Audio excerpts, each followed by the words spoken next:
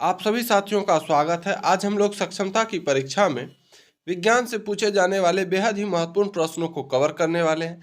अगर आप सक्षमता परीक्षा 5 को लेकर सीरियस हैं तो यह वीडियो आपके लिए है।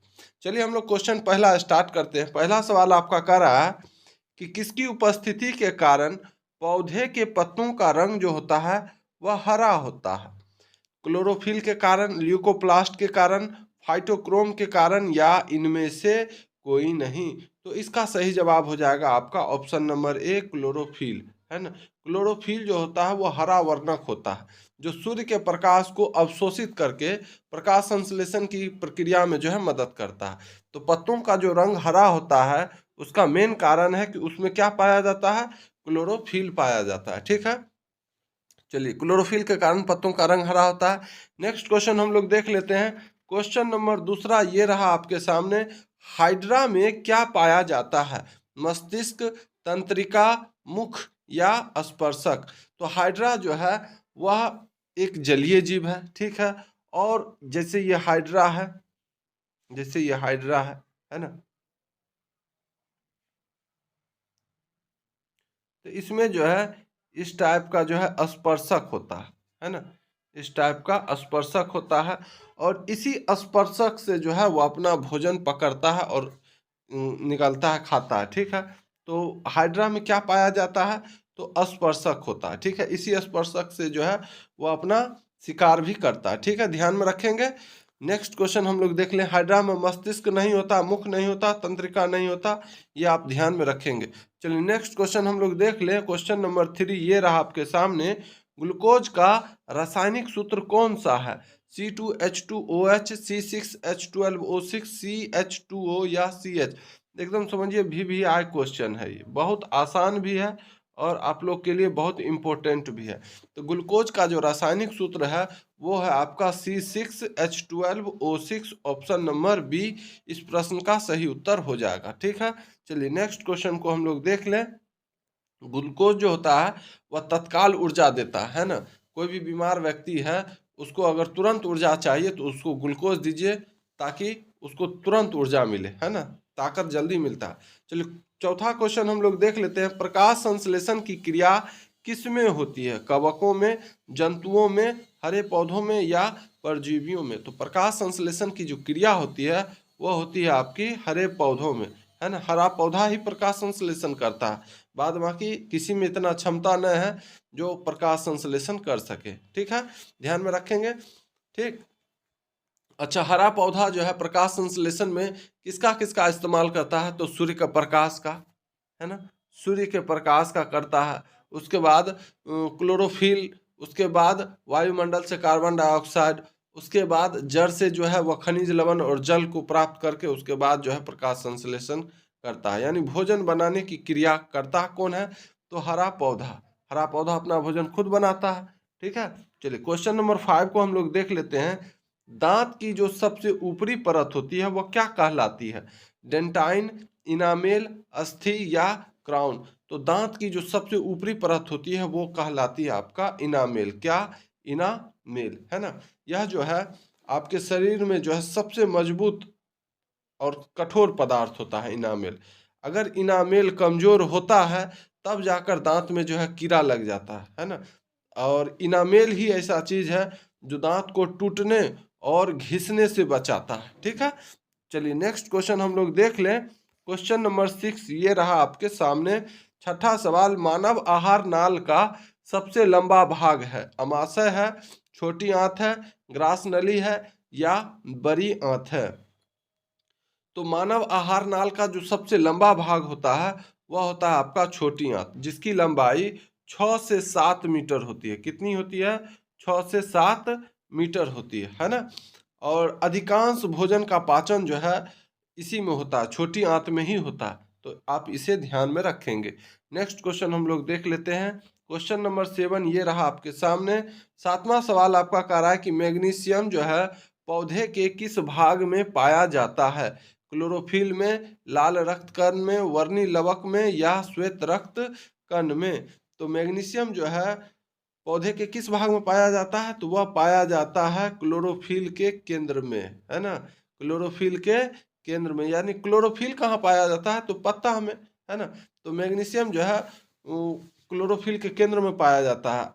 अगर अक्सर आप देखे होइएगा कि पौधों का पत्ता का रंग जो है पीला पड़ जाता है, तो जिस पौधों का पत्ता का रंग पीला हो गया, समझ जाइए उस पत्ता में जो है क्या खत्म हो चुका है, मैग्नीशियम खत्म हो चुका है ना, जिसके कारण पत्तियों का रंग पीला हो जाता है। ध्यान में रखेंगे, मैग्नीशियम पौधे के किस भाग में पाया जाता है, तो क्लोरोफिल में। क्लोरोफिल होता किस में है, तो वो होता है पत्ता में, जिसके कारण पत्ता का रंग हरा होता है ना। किसके कारण पत्तों का रंग हरा होता है, तो क्लोरोफिल के कारण। और मैग्नीशियम किस में पाया जाता है, तो क्लोरोफिल के केंद्र में पाया जाता है। ठीक, चलिए अगला क्वेश्चन हम लोग देख लेते हैं। ये रहा आपका 8वां प्रश्न। रासायनिक अभिक्रिया के दौरान किसी पदार्थ में ऑक्सीजन का ह्रास होना क्या कहलाता। अब यहाँ पर एक ह्रास शब्द आ गया, इसका मतलब क्या हुआ। ऑक्सीजन का ह्रास का मतलब हो गया कि ऑक्सीजन की कमी, ऑक्सीजन की कमी होना, है ना, या ऑक्सीजन खत्म होना क्या कहलाता है। ठीक है, या ऑक्सीजन निकलना। रासायनिक अभिक्रिया के दौरान किसी पदार्थ में ऑक्सीजन का निकलना क्या कहलाता है, या ऑक्सीजन का कम होना क्या कहलाता है। ह्रास का मतलब वही हुआ। ठीक है, तो रासायनिक अभिक्रिया के दौरान किसी पदार्थ में ऑक्सीजन का ह्रास होना क्या कहलाता है। उपचयन, अपचयन, संक्षारण, या इनमें से कोई नहीं। तो रासायनिक अभिक्रिया के दौरान किसी पदार्थ में ऑक्सीजन का कमना यानी ह्रास होना अपचयन कहलाता है। क्या कहलाता है, अपचयन कहलाता है। ऑप्शन नंबर बी इस सवाल का सही जवाब हो जाएगा। यहीं पर कहता कि ऑक्सीजन का योग होना या जुड़ना, तब क्या हो जाएगा, तब हो जाता आपका उपचयन, है ना। रासायनिक अभिक्रिया के दौरान किसी पदार्थ में ऑक्सीजन का योग होना क्या कहलाता है। अगर योग बोल देता तो उपचयन हो जाता। ठीक है, लेकिन हमरा कह रहा है कि ह्रास होना यानी कम ना। ठीक है, तो अपचयन होगा। ठीक, चलिए नेक्स्ट क्वेश्चन अब हम लोग देख लेते हैं। ये देखिए थोड़ा बड़ा हो गया, इसको थोड़ा छोटा करते हैं, रुकिए।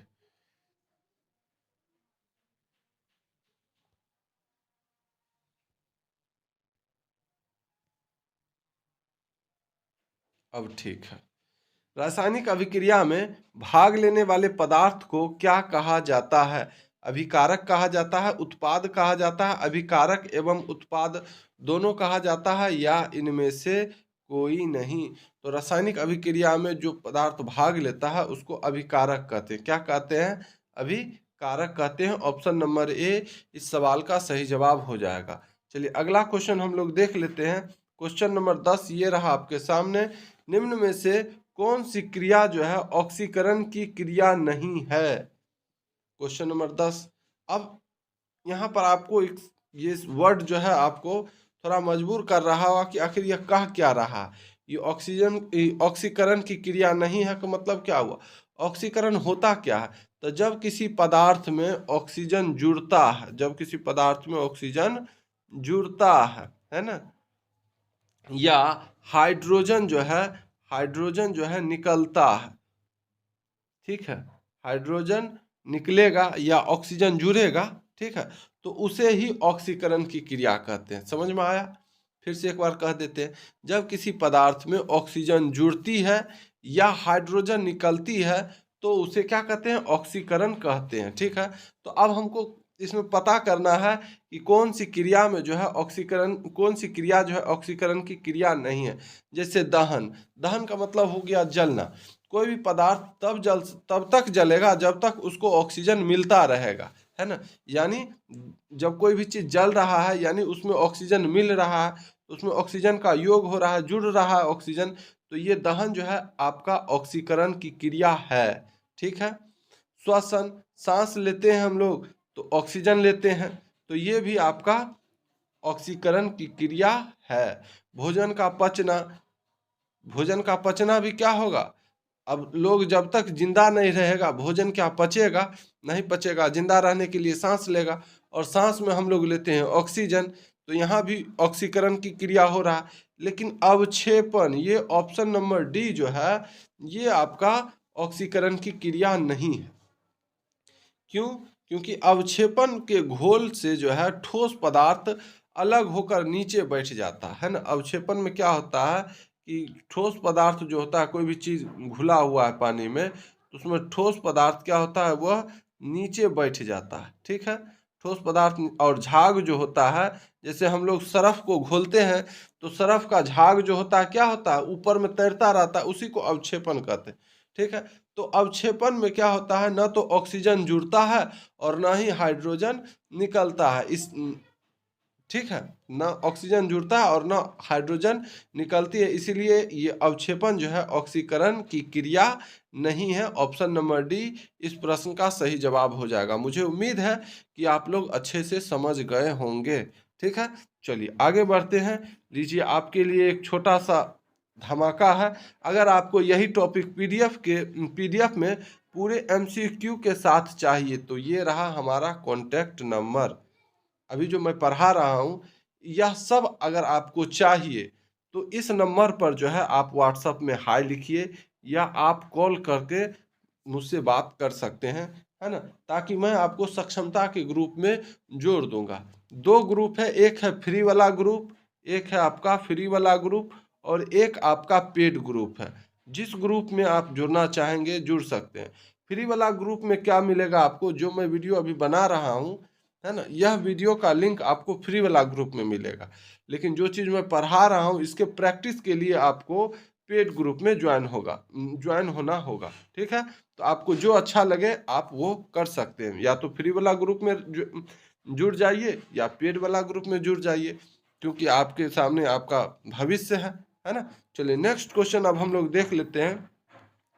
क्वेश्चन नंबर 11, सिल्वर क्लोराइड का रंग होता है, काला होता है, पीला होता है, हरा होता है या श्वेत होता है। तो सिल्वर क्लोराइड का जो रंग होता है, सिल्वर का संकेत जो होता है वो Ag होता है, और क्लोराइड का जो संकेत होता है वो Cl, यानी चांदी। और Ag माने सिल्वर और क्लोरीन जब आपस में अभिक्रिया करता है तो सिल्वर क्लोराइड बनता है ना। सिल्वर क्लोराइड का सूत्र AgCl। ठीक है, सिल्वर क्लोराइड का सूत्र AgCl होता है और इसका जो रंग होता है वह श्वेत होता है, यानी उजला होता है। ठीक, लेकिन एक चीज़ आपको यहाँ पर ध्यान देना होगा। ध्यान क्या देना होगा कि सिल्वर क्लोराइड पर जब सूर्य का प्रकाश पड़ेगा ना तो वह श्वेत से कैसा हो जाएगा, काला हो जाएगा। कैसा हो जाएगा, काला हो जाएगा। ध्यान में रखेंगे। ठीक है, चलिए नेक्स्ट क्वेश्चन अब हम लोग देख लेते हैं। तो 11 नंबर प्रश्न का सही उत्तर क्या होगा, श्वेत, ऑप्शन नंबर डी। चलिए क्वेश्चन नंबर 12 को हम लोग देख लेते हैं। सिल्वर आयोडाइड का रंग कैसा होता है। सिल्वर आयोडाइड का फॉर्मूला क्या होगा, तो AgI। क्या होगा, AgI, है ना। सिल्वर आयोडाइड का फॉर्मूला है, सूत्र है। ठीक है, तो इसका रंग पूछा है। इसका रंग श्वेत होगा यानी उजला होगा, पीला होगा, लाल होगा या हरा होगा। तो सिल्वर आयोडाइड का जो रंग होता है वह पीला होता है। कैसा होता है, पीला होता है। ऑप्शन नंबर बी इस सवाल का सही जवाब हो जाएगा। चलिए नेक्स्ट क्वेश्चन को हम लोग देख लें। क्वेश्चन नंबर 13 ये रहा आपके सामने। जल के एक अणु में हाइड्रोजन एवं ऑक्सीजन के परमाणुओं की संख्या का अनुपात क्या है। 1:1, 2:1, 3:1 या 1:2। तो जल के एक अणु में हाइड्रोजन एवं ऑक्सीजन के परमाणुओं की संख्या का अनुपात पूछा है ना। तो सबसे पहले आप लोग को पता होगा कि जल का जो रासायनिक सूत्र जो होता है वो होता क्या है। जल का रासायनिक सूत्र होता है आपका H2O। क्या होता है, H2O, जिसमें H के बगल में 2 है यानी हाइड्रोजन आपका कितना है, 2 है, और O के बगल में कुछ नहीं है यानी 1। तो यानी ऑक्सीजन कितना है आपका 1। यानी जल के एक अणु में हाइड्रोजन एवं ऑक्सीजन के परमाणुओं की संख्या का अनुपात कितना होगा, 2:1 होगा। ठीक है, तो 2 आपको किस ऑप्शन में दिख रहा है, ये रहा ऑप्शन नंबर बी। तो यही आपका जवाब बिल्कुल शानदार हो जाएगा। चलिए अगला क्वेश्चन हम लोग देख लेते हैं। क्वेश्चन नंबर 14 ये रहा। श्वसन किस प्रकार की रासायनिक अभिक्रिया है, अपचयन, संयोजन, उपचयन या ऊष्माशोषी। तो श्वसन जो है आपका उपचयन अभिक्रिया। कैसा है, उपचयन है। ऑप्शन नंबर सी इसका सही जवाब हो जाएगा। अब उपचयन में होता क्या है, मैंने आपको बताया था। उपचयन में जो है ऑक्सीजन जुड़ता है ना, ऑक्सीजन जुड़ता है और हाइड्रोजन बाहर निकलता है ना। तो जो जिस रासायनिक अभिक्रिया में ऑक्सीजन जुड़ता है तो उसे उपचयन कहते हैं। जैसे हम लोग सांस लेते हैं तो क्या लेते हैं, सांस में ऑक्सीजन ही लेते हैं, है ना। बाद बाकी हम तो सांस, हमारे वायुमंडल में नाइट्रोजन है सबसे ज़्यादा, ऑक्सीजन है, कार्बन डाइऑक्साइड, सांस तो हम सब लेते हैं, लेकिन हमारा फेफड़ा जो है सिर्फ ऑक्सीजन को रखता है, बाद बाकी सबको बाहर निकाल देता है। तो श्वसन किस प्रकार की रासायनिक अभिक्रिया, तो हम तो ऑक्सीजन ले रहे हैं, यानी हम अपने अंदर ऑक्सीजन को जोड़ रहे हैं, रख रहे हैं, तो वो हमारा उपचयन हो जाएगा। अगर ऑक्सीजन निकलता तब अपचयन होता, ठीक है। तो श्वसन जो है किस प्रकार की रासायनिक अभिक्रिया है, तो उपचयन रासायनिक अभिक्रिया है, ये आप ध्यान में रखिएगा। चलिए अगला क्वेश्चन हम लोग देख लेते हैं। 15वां प्रश्न ये रहा आपके सामने, आभासी कहिए या काल्पनिक कहिए, बात एक है। आभासी प्रतिबिंब की विशेषता जो है वह क्या होती है, वो सीधा होता है आभासी प्रतिबिंब, या उल्टा होता है, या ए और बी दोनों। ए और बी दोनों का मतलब हो गया, ए में ऑप्शन ए में सीधा है और ऑप्शन बी में जो है उल्टा है, यानी सीधा और उल्टा दोनों होगा, या इनमें से कोई नहीं होगा।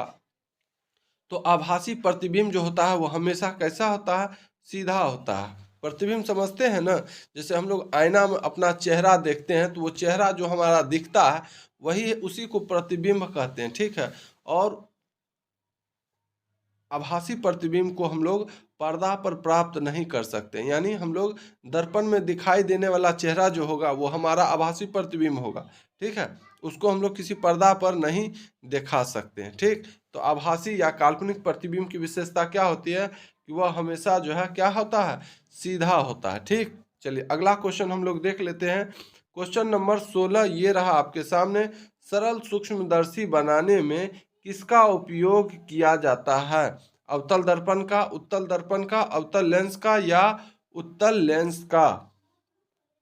तो सरल सूक्ष्मदर्शी में जो है उत्तल लेंस का प्रयोग किया जाता है, किसका, उत्तल लेंस का, है ना।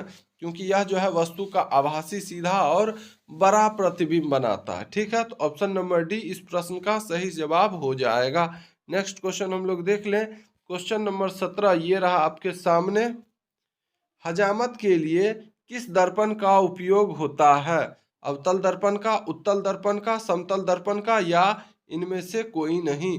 तो अवतल दर्पण जो होता है ना वो चेहरे को बड़ा और सीधा प्रतिबिंब बनाता है, अवतल दर्पण द्वारा चेहरे का बड़ा और सीधा प्रतिबिंब बनता है ना।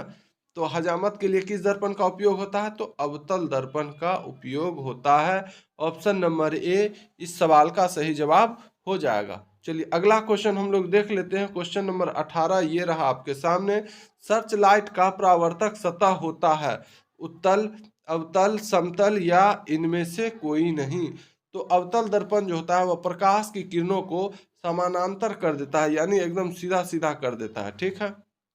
इसलिए सर्च लाइट और वाहन की हेडलाइट में जो है अवतल दर्पण का जो है प्रयोग होता है। तो ऑप्शन नंबर बी इस सवाल का सही जवाब हो जाएगा, ठीक है। चलिए अगला क्वेश्चन हम लोग देख लें। अच्छा थोड़ा बड़ा हो गया, इसको रुकिए थोड़ा छोटा कर लेते हैं।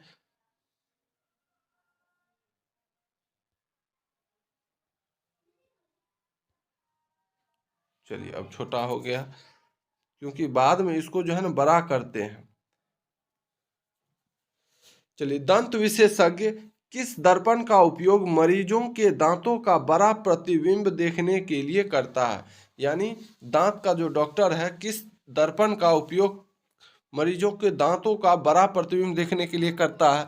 अब दांत तो छोटा छोटा रहता है मुंह में, तो अब किस दर्पण का उपयोग करेगा जो उस जो है डॉक्टर को पूरा पूरा दिखेगा स्पष्ट कि कहाँ कीड़ा लगा हुआ है, कि कहाँ जो है सड़ा हुआ है। उसके लिए किस दर्पण का उपयोग करता है, समतल दर्पण का, अवतल दर्पण का, उत्तल दर्पण का, या इनमें से सभी। तो अवतल दर्पण जो होता है वह पास की वस्तुओं का बड़ा सीधा प्रतिबिंब देता है ना। तो इस सवाल का सही जवाब क्या हो जाएगा आपका, अवतल दर्पण, है ना। इसी कारण जो है दंत चिकित्सक जो है इसी अवतल दर्पण का प्रयोग करता है। क्यों, क्योंकि यह जो है किसी वस्तु का कैसा प्रतिबिंब बनाता है, बड़ा प्रतिबिंब बना देता है ना। दांत तो रहता है छोटा छोटा, लेकिन अवतल दर्पण से देखने के बाद वह दांत कैसा दिखता है, बड़ा बड़ा दिखता है, ठीक है। चलिए इस सेशन का अंतिम प्रश्न को अब हम लोग देख लेते हैं। देखिए थोड़ा इसे भी हमें छोटा करना पड़ेगा, है ना। अगर नहीं करेंगे तो काफ़ी दिक्कत होगा, किसको, हमको दिक्कत होगा, क्योंकि फिर इसका साइज हम लास्ट में बढ़ाते हैं। चलिए लास्ट प्रश्न, उत्तल दर्पण की फोकस दूरी क्या होगी जिसकी वक्रता त्रिज्या जो है 32 सेंटीमीटर है? +8 सेंटीमीटर होगा, -8 सेंटीमीटर होगा, +16 सेंटीमीटर होगा या -16 सेंटीमीटर होगा? तो फोकस को जो है एफ से सूचित करते हैं, ठीक है। त्रिज्या को हम लोग आर से सूचित करते हैं, ठीक। त्रिज्या को आर से, फोकस को एफ से, ठीक है। तो फोकस दूरी जो होती है ना, वो वक्रता त्रिज्या का क्या होता है? आधा होता है। तो आधा करने के लिए क्या करेंगे? जैसे अब आपको कोई कह दे कि 10 का आधा कितना होगा, तो आप 10 में 2 से भाग लगा दीजिए ना, तो 5 हो जाएगा, ठीक है। तो आधा का मतलब, आधा करने के लिए क्या करते हैं हम लोग? 2 से भाग लगाते हैं, यानी 2 भाग करते हैं, ठीक। तो क्या कहा कि उत्तल दर्पण की फोकस दूरी क्या होगी जिसकी वक्रता त्रिज्या जो है 32 सेंटीमीटर है? तो क्या होता है? वक्र फोकस दूरी जो होता है वह वक्रता त्रिज्या का क्या होता है? आधा होता है। सॉरी, फोकस दूरी जो होता है वह बराबर होता है किसके? वक्रता त्रिज्या के आधा के, है ना। यानी वक्रता त्रिज्या का आधा कीजिएगा तो आपको क्या मिलेगा? फोकस दूरी मिलेगा, ठीक। तो उत्तल दर्पण की फोकस दूरी पूछा है क्या होगा जिसकी वक्रता त्रिज्या जो है 32 सेंटीमीटर है। तो आर का मान जो है हमारा कितना है? 32 सेंटीमीटर, है ना। तो आर के जगह पर 32 लिखेंगे, 32 के नीचे में, बट्टा के नीचे में क्या है? 2 है, तो 2 लिखेंगे। 32 में 2 से भाग लगाएंगे तो 2 32 को कितना बार में काट देगा? 16 बार में काट देगा। अब यहाँ पर -16 प्लस में भी है और माइनस में भी है, तो अब कौन होगा? 16 तो आ गया। तो इसका सही जवाब आपका जो होगा वो प्लस में 16 सेंटीमीटर वाला होगा। क्यों? क्योंकि उत्तल दर्पण की जो फोकस दूरी होती है वह धनात्मक होती है, यानी प्लस में होती है। किस में होता है?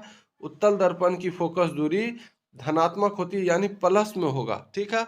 तो ऑप्शन नंबर सी इस सवाल का सही जवाब हो जाएगा, ठीक। अगर आपको यह वीडियो अच्छा लगा हो तो वीडियो को लाइक ज़रूर कर दीजिएगा, अपने साथियों को भी भेज दीजिएगा यह वीडियो। और अगर आप कॉन्शस हैं कि हाँ हमको इस बार पास करना है, तो मैंने जो आपको बीच में नंबर बताया था उस नंबर पर आप व्हाट्सएप में हाई लिखकर भेज दीजिएगा, ताकि जो भी वीडियो मैं बनाऊंगा उसका लिंक उस ग्रुप में मैं डालता हूं। एक सक्षमता का ग्रुप है फ्री वाला, उसमें भी डालता हूं और पेड वाला में भी आपको मिलते रहेगा। तो आप जल्द से जल्द ज्वाइन हो जाइए ताकि आपको ज़्यादा परीक्षा में दिक्कत का सामना नहीं करना पड़े, ठीक है। फिर हम लोग मिलते हैं अगली वीडियो में। धन्यवाद।